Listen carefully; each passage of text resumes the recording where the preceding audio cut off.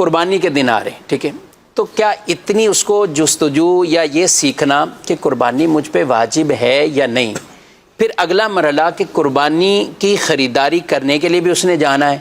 تو جانور کے اعتبار سے بھی کہ کون سا قربانی کے قابل ہے اور کون سا نہیں ہے، اس علم سیکھنے کے والے صاحب کیا فرماتے ہیں؟ بسم اللہ الرحمن الرحیم۔ دیکھیں بہت اچھا سوال کیا آپ نے کہ واقعی ایک تعداد ہے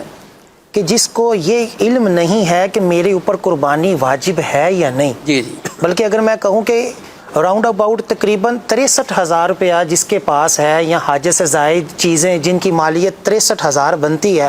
اس کے اوپر قربانی واجب ہے، تو کئی ناظرین حیران ہوں گے کہ یار اتنی تھوڑی رقم کے اوپر قربانی واجب ہے، کیونکہ 52.5 تولے چاندی کا یہی معیار ہے اس وقت،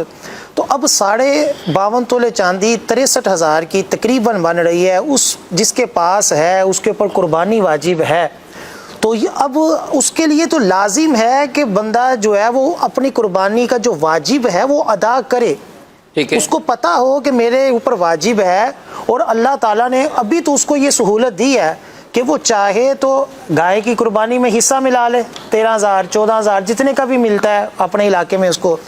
ورنہ بعد میں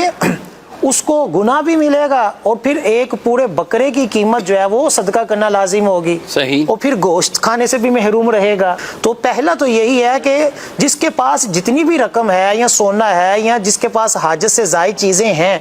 وہ اس معاملے میں دیکھے کہ میرے اوپر قربانی واجب بنتی ہے یا نہیں، کسی مفتی سے پوچھے۔ پھر دوسرا، جیسے آپ نے فرمایا کہ وہ جب جانور خریدے تو پھر جانور بھی ہر طرح کا تھوڑی قربانی میں جو ہے وہ درست ہوگا، اس کے بھی احکام ہیں، زیادہ دبلا نہ ہو، کانا نہ ہو، لنگڑا نہ ہو، اور بھی اس میں کئی چیزیں ہیں، اس کی عمر کا اعتبار ہے، تو یہ چیزیں بھی اس کے لیے سیکھنا ضروری ہے کہ کہیں ایسا نہ ہو کہ قربانی اگر کرنے ہی لگا ہے تو پھر ایسے ہی جانور لے آیا کہ پیسے بھی گئے اور قربانی بھی ادا نہ ہو، واجب وہیں کا وہیں رہ جائے۔ اس اعتبار سے یہ بھی جو جس کے پاس نصاب ہے اس کے لیے تو یہ سیکھنا واجب ہوگا کہ وہ اپنی واجب کو صحیح طرح ادا کرے۔